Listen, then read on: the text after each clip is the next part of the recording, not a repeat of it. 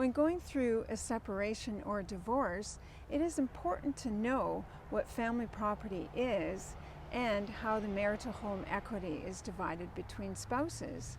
Hello and welcome to my YouTube channel. My name is Judith Vandenberg and I'm with Vandenberg Real Estate Solutions. In British Columbia, the division of a marital home during a divorce is governed by the Family Law Act. The Family Law Act replaced the previous Family Relations Act in 2013.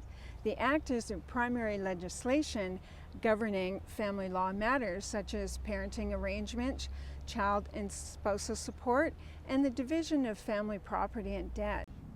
If you divorce or separate, either if you're in a married situation or a common law relationship, the Family Law Act helps you to figure out how the property and debt of the spouses should be divided.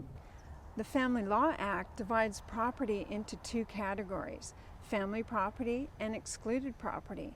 Family property is all property either you or your spouse owned or owned together during the marriage or the common law relationship. All family property is subject to equal division upon separation. Some examples of family property are marital home, investment properties, pensions, investments, businesses, bank accounts. Even family pets can be considered family property. Excluded property is any property you owned before you and your spouse lived together. Other types of excluded property are any other assets that each of you owned before you started living together, whether you were married or not, or any gifts, inheritances, or any court order awards that only one spouse received. But what if you owned a home before you and your spouse got married? Then you decide to both live in the home. Would this be considered excluded property in a divorce?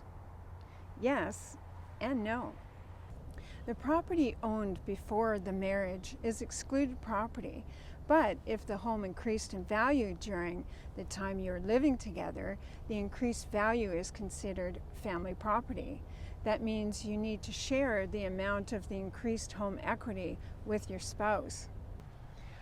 For example, say your house was worth $250,000 when you and your spouse started living together, and now it's worth $450,000 when you separated. That means it increased in value by $200,000 during the relationship.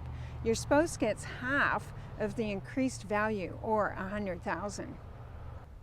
What if you put the excluded property in joint names? Excluded property remains excluded property even if you put it in joint names. For example, say your spouse inherits $100,000 and uses it to buy property and puts it in joint names with you. Under the Family Law Act, the $100,000 stays excluded property after separation, but the increased value of the property is considered family property.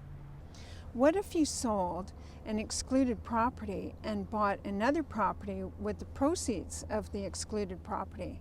Would it still be considered excluded property, or would it now become family property?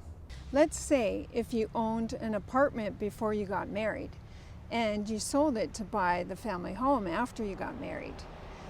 You can trace the value of the excluded property, the apartment, that went towards the new family property. The amount you sold the apartment for remains excluded property, but the increased value is considered family property. In some circumstances, excluded property can be divided between the spouses.